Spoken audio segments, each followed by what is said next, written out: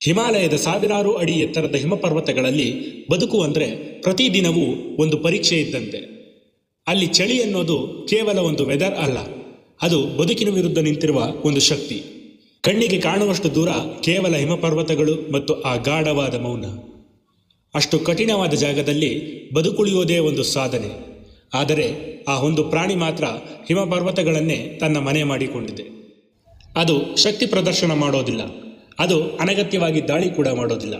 ಯಾಕಂದರೆ ಈ ಪರ್ವತಗಳಲ್ಲಿ ಯಾರು ರಾಜ ಅನ್ನೋದು ಅದಕ್ಕೆ ಈಗಾಗಲೇ ತಿಳಿದಿದೆ. ಇದು ಸ್ನೋ ಲೆಪರ್ಡ್.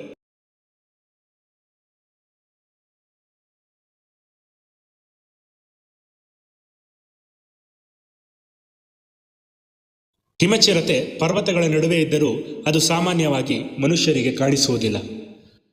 ಅದಕ್ಕೆ ಇದನ್ನು ಗೋಸ್ಟ್ ಆಫ್ ದಿ ಮೌಂಟೇನ್ಸ್ ಅಂತ ಕರೀತಾರೆ. ಕಡಿದಾದ ಬಂಡೆಗಳ ಮೇಲೂ ಇದು ಭಯವೇ ಇಲ್ಲದಂತೆ ಸಲೀಸಾಗಿ ನಡೆಯುತ್ತೆ. ಜಾರುವ ಹಿಮ, ಸಾವಿರಾರು ಅಡಿ ಆಳದ ಕಂದಕಗಳು, ಅಪಾಯಕಾರಿ ಪರ್ವತಗಳ ದಾರಿಗಳು ಇವೆಲ್ಲವೂ ಇದಕ್ಕೆ ಸಾಮಾನ್ಯ.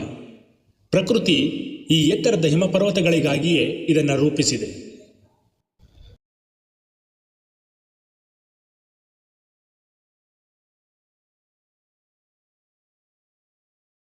ಬೂದು ಮತ್ತು ಬಿಳಿ ಬಣ್ಣ ಮಿಶ್ರಿತ ದಪ್ಪನೆಯ ರೋಮ ಹಿಮದ ನಡುವೆ ಇದನ್ನು ಸಂಪೂರ್ಣವಾಗಿ ಮರೆಯಾಗುವಂತೆ ಮಾಡುತ್ತೆ.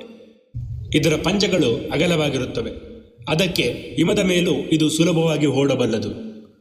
ಮತ್ತೆ ಇದರ ಉದ್ದವಾದ ಬಾಲ ಅದು ಕೇವಲ ಬ್ಯಾಲೆನ್ಸ್ಗಾಗಿ ಅಲ್ಲ, ಕಡಿದಾದ ಬಂಡೆಗಳ ಮೇಲೆ ಜಿಗಿಯುವಾಗ ಅದೇ ಇದಕ್ಕೆ ಸ್ಟೆಬಿಲಿಟಿ ಕೊಡುತ್ತೆ. ಹಿಮದ ನಡುವೆ ಮಲಗುವಾಗ ಅದೇ ಇದಕ್ಕೆ ಬ್ಲಾಂಕೆಟ್ ಆಗುತ್ತೆ. ಇಲ್ಲಿ ಟೆಂಪರೇಚರ್ ಸುಮಾರು -30 ಡಿಗ್ರಿಯವರೆಗೆ ಇಳಿಯಬಹುದು. ಆದರೂ ಈ ಮೌನ ಬೇಟೆಗಾರ ಅಲ್ಲಿಯೂ ಕೂಡ ನಿರಾಯಾಸವಾಗಿ ಜೀವಿಸುತ್ತೆ. ಯಾವುದೇ ಭಯವಿಲ್ಲದೆ ಇದು ಸುಮಾರು 50 ಅಡಿ ದೂರಕ್ಕೆ ಜಂಪ್ ಮಾಡಬಲ್ಲದು.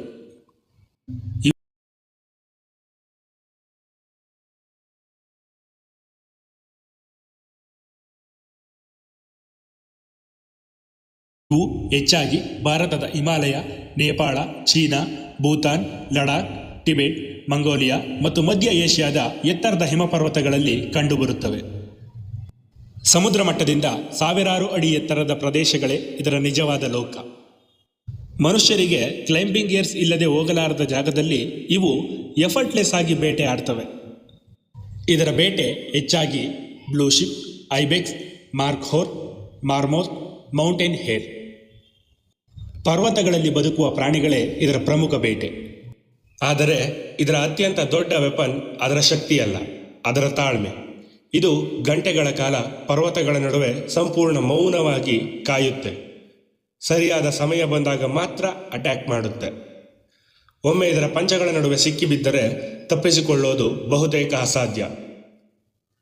ಬಹುಶಃ ಇದರ ಮೌನವೇ ಇದನ್ನು ಗೋಸ್ಟ್ ಆಫ್ ದಿ ಮೌಂಟೇನ್ಸ್ ಆಗಿ ಮಾಡಿದೆ.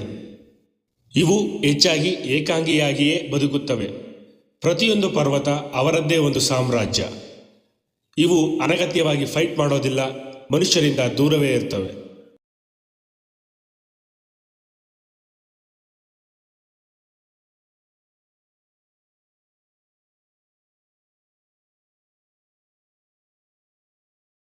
ಕಾಡಿನಲ್ಲಿ ಸಾಮಾನ್ಯವಾಗಿ 10 ರಿಂದ 15 ವರ್ಷ ಬದುಕಬಹುದು.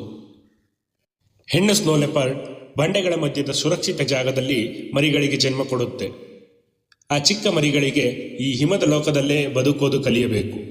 ಬೇಟೆ ಆಡುವುದು, ಮರೆಮಾಚಿಕೊಳ್ಳುವುದು, ಪರ್ವತಗಳಲ್ಲಿ ನಡೆಯುವುದು ಎಲ್ಲವನ್ನೂ ಬದುಕಿನ ಜೊತೆಯಲ್ಲೇ ಕಲಿಯಬೇಕು. ಆದರೆ ಇಂದು ಈ ಮೌನ ಬೇಟೆಗಾರ ನಿಧಾನವಾಗಿ ಕಾಣೆಯಾಗುತ್ತಿದೆ.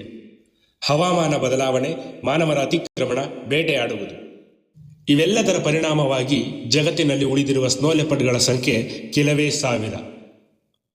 ಬಹುಶಃ ನೀವು ಯಾವತ್ತೂ ಇದನ್ನು ಕಣ್ಣಾರೆ ನೋಡದೇ ಇರಬಹುದು. ಯಾಕಂದರೆ ಇದು ಮನುಷ್ಯರಿಂದ ದೂರವೇ ಬದುಕಲು ಇಷ್ಟಪಡುತ್ತೆ.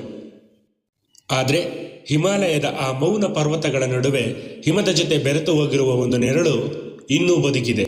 ಗಾಳಿಯ ಶಬ್ದದ ನಡುವೆ ತನ್ನ ಏಕಾಂಗಿ ಸಾಮ್ರಾಜ್ಯದಲ್ಲಿ ಮುಂದಿನ ಸೂರ್ಯೋದಯಕ್ಕಾಗಿ ಕಾಯುತ್ತಿದೆ. Snow leopard, the ghost of the mountains.